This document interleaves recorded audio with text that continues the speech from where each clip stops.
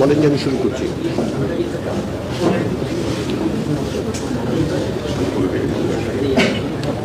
জাতীয় ঐকমত্য কমিশনের সঙ্গে রাজনৈতিক দল এবং জোটগুলোর যে দ্বিতীয় পর্বের আলোচনা আজকে 19তম বৈঠক অনুষ্ঠিত হচ্ছে।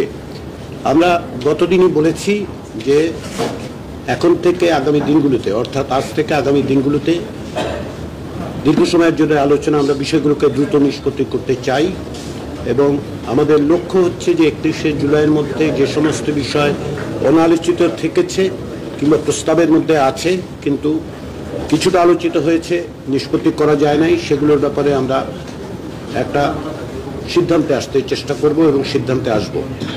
সেই প্রেক্ষাপটে আজকে যদিও দিনের শুরুতে 3টি বিষয় বলা হয়েছিল, আমরা একটি 4র্থ বিষয়ে শেষ পর্যন্ত আলোচনায় যুক্ত করতে পেরেছি। তার কারণ হচ্ছে এই 3টি বিষয়ে আমরা যে পর্যায়ে এসেছি সেখান থেকে আরও নতুন বিষয় যুক্ত করা যায়, সময় এবং সুযোগ ছিল।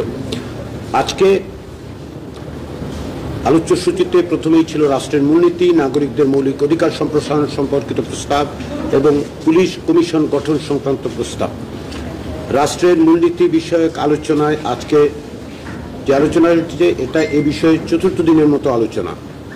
এই 4র্থ দিনের আলোচনায় আমরা যেটা দেখতে পাচ্ছি যে সংবিধানের 2য় ভাগে বর্ণিত রাষ্ট্র পরিচালনার মূলনীতি হিসেবে যে সমস্ত প্রস্তাব অর্থাৎ সাম্য, মানবিক মর্যাদা, সামাজিক সুবিচার, গণতন্ত্র এবং ধর্মীয় স্বাধীনতা ও সম্প্রীতির যে প্রস্তাব কমিশনের পক্ষ থেকে সংশোধিতভাবে উপস্থাপিত হয়েছিল তার সম্পর্কে তা কীভাবে উপস্থাপিত হবে সংবিধানে, কিভাবে উল্লেখিত হবে সে বিষয় নিয়ে ঐকমত্যে আসা যাচ্ছে না।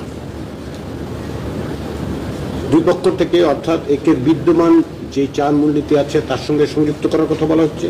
কেউ কেউ বলছেন যে এটা শুধু উল্লেখিত হবে, এটা উল্লেখিত বিদ্যমান 4 মূলনীতি বিষয়ে কোনো বক্তব্য না রেখেই।